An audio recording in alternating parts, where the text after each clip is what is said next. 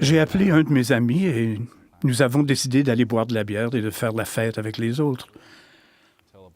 Nous sommes restés jusqu'à 2 heures du matin environ. Nous avions tous décidé que c'était le temps de partir et nous sommes entrés dans la voiture.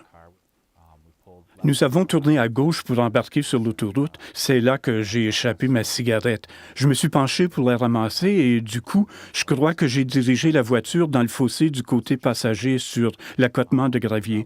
J'ai perdu quelque peu le contrôle et j'ai tenté de ramener la voiture sur l'autoroute. Nous avons foncé vers l'autre côté de l'autoroute pour aboutir dans l'autre fossé du côté conducteur. La voiture a été projetée dans tous les sens et nous avons fini notre course contre un énorme rocher. J'ai réussi à sortir par la fenêtre du côté conducteur et j'ai aperçu Kenny sur le siège arrière où il était assis au départ. Il gémissait, souffrait énormément. Puis j'ai vu Brian. Il avait été éjecté à travers le pare-brise. Il était assis sur le siège avant et ne portait pas sa ceinture de sécurité au moment de l'accident. Il s'était envolé en traversant le pare-brise et c'est là que je l'ai trouvé. Quelques jours plus tard, l'agent qui m'avait arrêté m'a avisé que Brian était décédé pendant qu'on le traitait pour un traumatisme crânien. Je me disais que j'aurais voulu être à sa place, vous savez.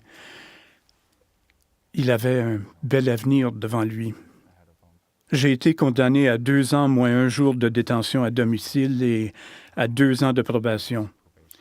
La détention est maintenant terminée et je suis maintenant en probation.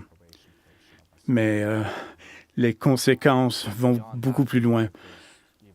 Sur le plan financier, la Société d'assurance de la Colombie-Britannique me poursuit afin de récupérer la somme qu'elle a versée aux familles.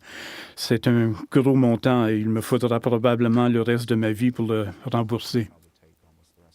J'ai perdu mon permis de conduire pour une période de 5 ans. On dit que pour 80 % des emplois au Canada, un permis de conduire valide est nécessaire. Ça veut dire que je peux faire une demande d'emploi pour un poste sur 5 seulement, donc 20 % des offres d'emploi. En plus, j'ai été reconnu coupable d'un crime. Je ne passerai pas la vérification des antécédents. Nous avons toujours le choix dans pratiquement toutes les situations. J'ai fait le choix de prendre le volant cette nuit-là, même si j'étais en état d'ébriété. J'ai fait le choix de ne pas obliger les passagers à attacher leur ceinture. Brian et Kenny ont fait le choix d'entrer dans une voiture avec un conducteur en état d'ébriété. Peu importe la situation, nous avons le choix. J'aimerais que les gens fassent le bon choix. Je me souviens qu'à l'école, quelqu'un comme moi était déjà venu nous raconter son histoire, mais j'étais persuadé que rien de mal ne pouvait m'arriver à moi. J'étais convaincu que j'étais invincible. Eh bien, je ne l'étais pas. Et le choix que j'ai fait de prendre le volant en état d'ébriété a eu des conséquences mortelles. Non seulement ai-je perdu mon meilleur ami, mais les membres de sa famille ont perdu un être cher, la communauté a perdu un des leurs et le monde sera privé à jamais de ce que Brian avait à offrir.